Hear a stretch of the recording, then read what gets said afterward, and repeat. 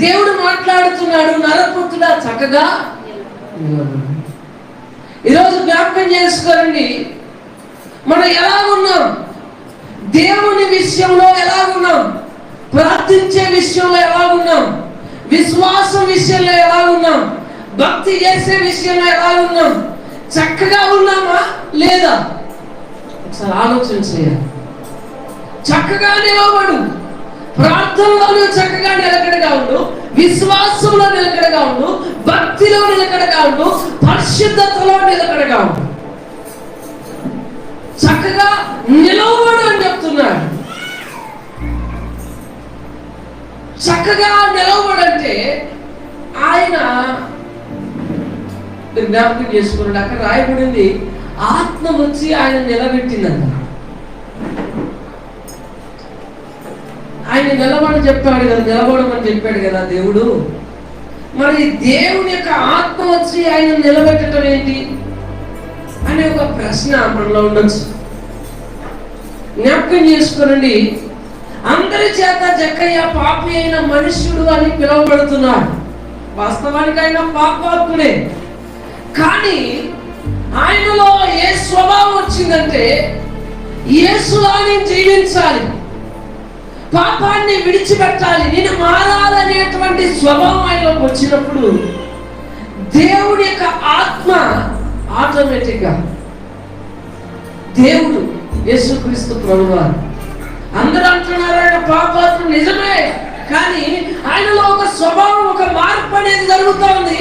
నేను మారాలి, మార్పు చెందాలి, పాపాన్ని విడిచిపెట్టాలి, నా మోసకరమైన జీవితాన్ని విడిచిపెట్టాలి, అబద్ధాన్ని విడిచిపెట్టాలి అనే ఒక ఆలోచన, తలంపు, ఉద్దేశం, మార్పు అనేది హృదయంతరంగంలో కలుగుతా ఉంది కనుక దేవుడు ఆ జక్కని చూసి వారింట్లో ఉంటానని చెప్పేసి మాట్లాడి ఆయన ఇంటికి వెళ్ళాడు. హల్లెలూయా. తర్వాత ఆయన ఇంటికి రక్షణ వచ్చింది, ఆయన కుటుంబానికి రక్షణ వచ్చింది. హల్లెలూయా. జ్ఞాపకం చేసుకోండి, నరపుత్రులను లేచి చక్కగా నిలబడి చెప్పినప్పుడు ఆయన చక్కగా ఉండాలని ఒక ఆలోచన, తలపు ఆయనకు వచ్చింది. పరిశుద్ధంగా ఉండాలి, భక్తిగా ఉండాలి, దేవునిలో ఉండాలి, విశ్వాసంలో ఉండాలి, దేవునికి ఇష్టంగా, వాక్యానికి అనుగుణంగా నా జీవితం ఉండాలని తలంపు ఆయనలోకి వచ్చినప్పుడు వెంటనే దేవుని యొక్క ఆత్మ ఆయన నిలబెట్టింది. హల్లెలూయా. చాలాసార్లు నేను చెప్తున్నా, పాపానికి పరిశుద్ధతకి పొత్తు లేదు, మంచికి చెడుకు పొత్తు లేదు. చెడు వెళ్ళిపోయినప్పుడు మంచి అనేది వస్తుంది, అవును కదా. చెడు ఉండగానే మంచి రాదు. చెడు తీసివేయాలనే ఆలోచన వచ్చినప్పుడు మంచి అనేది వస్తుంది. ఈ చెడు ఉండగానే మంచి అనేది ఎప్పుడు కూడా జరగదు. కొంచెము పులిపిండి ఉండడం వల్ల ముద్దంతా ఏమైంది, పులిసిపోయింది. కొంచెం పులిపిండి చాలా మంచిది, కానీ కొంచెం చెడు ఉండిపోయింది, అయినప్పటికీ ప్రయోజనం లేదు.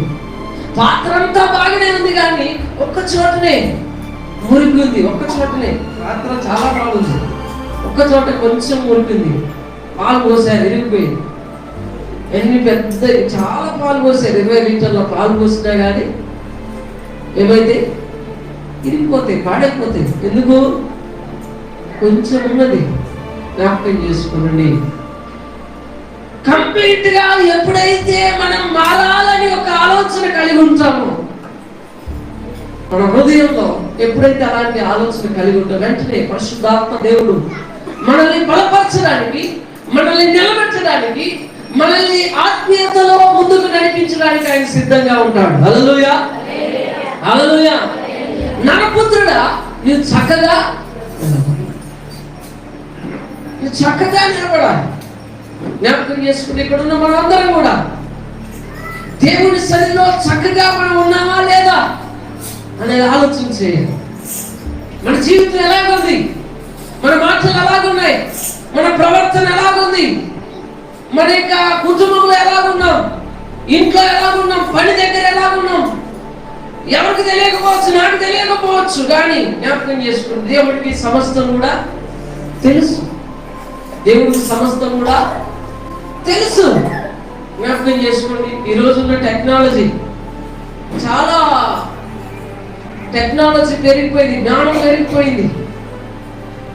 ఎంత క్రూరమైన వ్యక్తి కానీ, ఎంత గజదొంగ కానీ ఒకరోజు దొరకాల్సిందే. అవునా కదా? ఎంత క్రూరమైన వ్యక్తి అయినా, గజదొంగ అయినా, నరహంతకుడైనా, హత్య చేసి పారిపోయిన, దొంగతనం చేసినోడైనా ఏదో ఒక రోజు దొరుకుతాడా లేదా? 1-2 సంవత్సరాల్లో కథం, చాప్టర్ క్లోజ్. అవునా కదా? దొరికిపోతారు. జ్ఞాపకం చేసుకోండి. అలాంటప్పుడు దేవుడు మనిషికే ఇంత జ్ఞానం ఉన్నప్పుడు